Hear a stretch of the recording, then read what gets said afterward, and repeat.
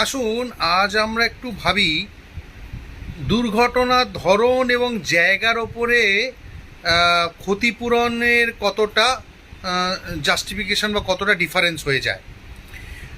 আমরা সদ্য দেখলাম তারাতলাতে একটা খুব বড় ধরনের দুর্ঘটনা ঘটলো এবং সেখানে রাজ্য সরকারের তরফ থেকে মৃতদের পরিবার পিছু 10 লক্ষ টাকা করে অনুদান ঘোষণা করলেন বা ক্ষতিপূরণ ঘোষণা করলেন।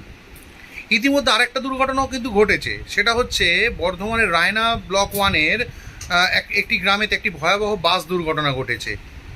সেখানে কিন্তু দুর্ঘটনায় যারা মৃত তাদের পরিবার পিছু 4 লাখ টাকা করে ঘোষণা হয়েছে ক্ষতিপূরণ। এতটা কেন ডিফারেন্স? আমার সরকারের কাছে ছোট্ট করে প্রশ্ন, এটা কি কলকাতা শহরে হয়েছে বলে বা গোডাউন ভেঙেছে বলে 10 লাখ টাকা, আর ওটা বাসের দুর্ঘটনা একটা গ্রামের দিকে ঘটেছে বলে 4 লাখ টাকা? মানে কেন?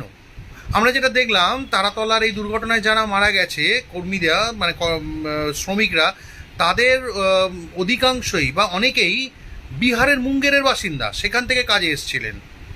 এবং বেশ কিছু শ্রমিক যারা হচ্ছেন বাসন্তীর ওই দিক থেকে এসছেন, এবং বেশ কিছু শ্রমিকের আপনারা কতটা খেয়াল করেছেন জানি না, যখন নাম বয়স বেরিয়েছে বেশ কিছু জন আছে 17 বছর বয়স, মানে তারা কিন্তু চাইল্ড লেবারের আন্ডারে পড়ে যাচ্ছে। এই জিনিসগুলো ঘটেছে।